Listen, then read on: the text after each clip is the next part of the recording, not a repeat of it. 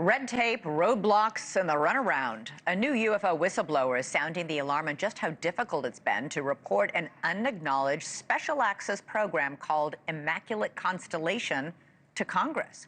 Former U.S. national security official Matthew Brown sat down for an in-depth interview with investigative journalist Jeremy Corbell on his Weaponized podcast. Brown said he decided to tell his boss that he had stumbled upon a top-secret program that was gathering images and videos of UFO encounters from classified military servers. But when he went to his boss, the message was not well received. Like, stop. Did you read this? And I don't answer, but I just look him in the eye and I look at the screen and I'm like, of course I read this. That's how you know it exists. And he definitely picked up on that, and he the conversation ended with him saying, delete it, and he left the room and we never spoke of it again. Brown says he didn't stop there. He went on to report IMCON to his boss's boss and to other higher-ups. He says still nothing happened. He eventually decided to seek whistleblower protection and submitted written testimony to Congress. And after a couple meetings with congressional liaisons, still nothing happened. So Brown decided to tell the State Department he's going to go public. He says his main concern at that time was his own safety. I'm definitely under no illusions that the U.S. government in some capacity knows about me. I'm mainly concerned about foreign intelligence and their possibility of collecting on me. I'm in D.C., spy capital of the world. I was very concerned about that. Brown says he was equally concerned that the systems put in place to help whistleblowers come forward and protect them seemed to have failed him every step of the way.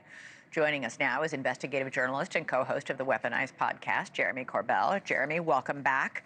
Matthew Brown really describes what he said was serious red tape when he was just trying to report what he saw. Why is that?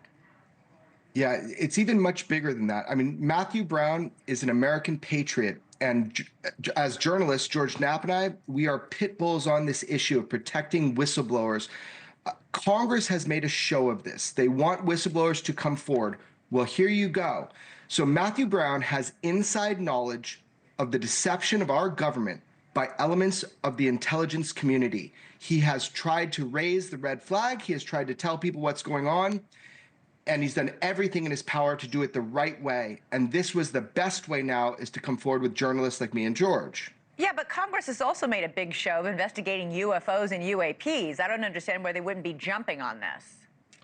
Right. I think it's a dynamic process. I still want this process to work. And I have been fighting with Congress, really great allies in Congress and senators, to make this work. They have to allow people to be heard in open congressional hearings. That's the whole thing.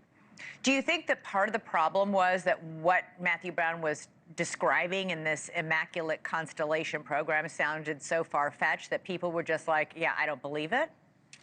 Not at all. Not at all. This was taken seriously from the very beginning, all the way up through as he brought it up to people's interests. So first of all, there's a difference between the Immaculate Constellation briefing versus the field report, which we successfully got onto congressional record at the last hearing. I brought that into Congress and got that on the record. So the difference is the briefing is what he was first initially exposed to. That's what he raised the alerts about. That was the entry point to him and his extensive long investigation into this. If you read the first part of what he submitted and what we got onto congressional record, it says this document is the result of a multi-year investigation into the subjects of UAP, technologies of unknown origin, and non-human intelligence. Nobody thought this was far-fetched. Everybody took it seriously.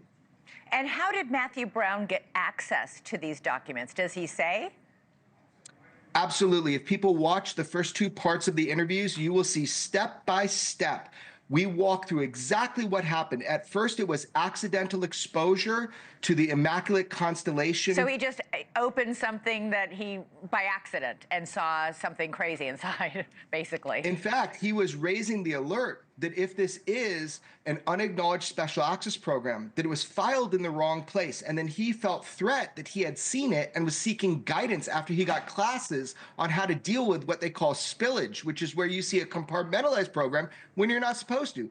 Thank you for watching. Subscribe below and download our NewsNation app right now on your phone, and you will get fact-based, unbiased news for all Americans.